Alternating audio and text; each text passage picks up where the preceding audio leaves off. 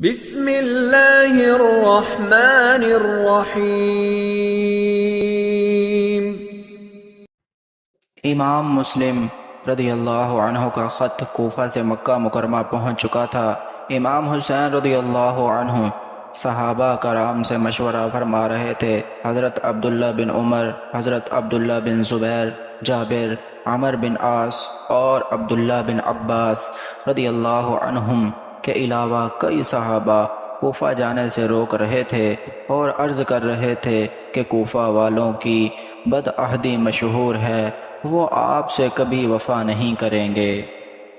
آپ نے فرمایا میں جانتا ہوں۔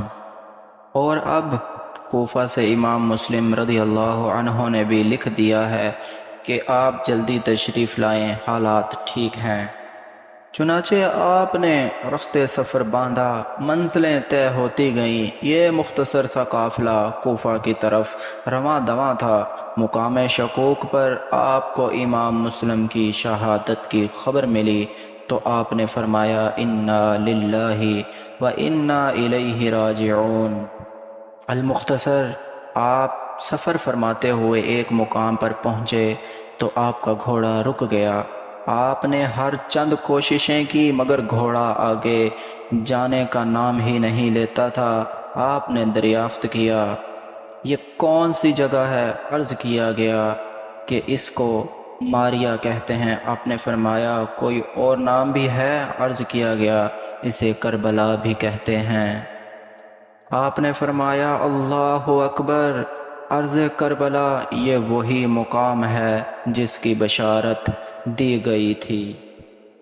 جب آپ کا گھوڑا عرض نینوا کے میدان کربلا میں رک گیا تو خیمے لگا دیے گئے۔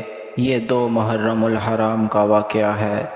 3 محرم کو ابن سعد فوج لے کر کربلا میں کربلا برپا کرنے کے لیے آ گیا۔ امام علی مقام نے اس کو بلا کر آخرت کے عذاب سے ڈرایا اور دنیا کی بے ثباتی یاد دلائی۔ وہ دیر تک آپ کی باتیں سنتا رہا مگر رائے کی حکومت کے لالچ نے آنکھوں پر پردے ڈال رکھے تھے۔ انعام و اکرام کی ہوس نے دل سیاہ کر دیے تھے۔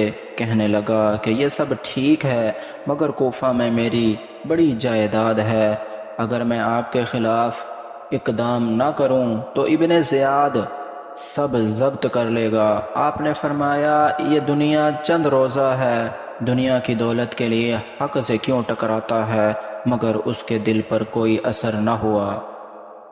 حضرت امام حسین رضی اللہ عنہ نے ابن سعد کے سامنے 3 باتیں پیش فرمائی۔ پہلی، مجھے سرحدات پر جانے دو۔ دوسری، یزید کے پاس پہنچنے دو تاکہ اس سے براہ راست بات چیت کر سکوں۔ تیسری، مجھے واپس حجاز جانے دو۔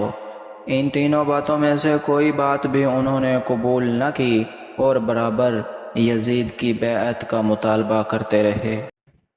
بعض لوگ کہتے ہیں کہ میدان کربلا میں امام حسین رضی اللہ عنہ نے یزید کے ہاتھ پر بیعت کرنے کا وعدہ کر لیا تھا۔ اگر یہ بات سچی ہے کہ امام حسین نے بیعت کرنے کا وعدہ کر لیا تھا تو پھر مارکہ کربلا کا سوال ہی پیدا نہیں ہوتا تھا، کیونکہ ان کا مطالبہ تو یہی تھا کہ بیعت کر لو۔ اگر بیعت کر لی تو پھر جنگ کی نوبت کیوں آئی؟ عتبہ بن سمعان کہتے ہیں کہ میں مدینہ سے مکہ اور مکہ سے عراق تک برابر حضرت امام حسین رضی اللہ تعالی عنہ کے ساتھ رہا اور شہادت تک ان سے جدا نہ ہوا، مگر آپ نے مکہ میں، مدینہ میں، عراق میں، لشکر گاہ میں غرض کے یہ کہ تا دم شہادت یہ کہیں نہیں فرمایا کہ مجھے یزید کے ہاتھ میں ہاتھ دینے دو۔ وقت گزرتا گیا، ابن زیاد کوفہ سے سخت آرڈر بھیجتا رہا۔ ایک وقت آیا جب فرات کی لہروں پر بھی پہرے بٹھا دیے گئے۔ نہر سے ہر چیز پانی پی سکتی ہے مگر زہرا کا لال مصطفیٰ کا نور نظر ایک چلو بھر پانی نہیں لے سکتا۔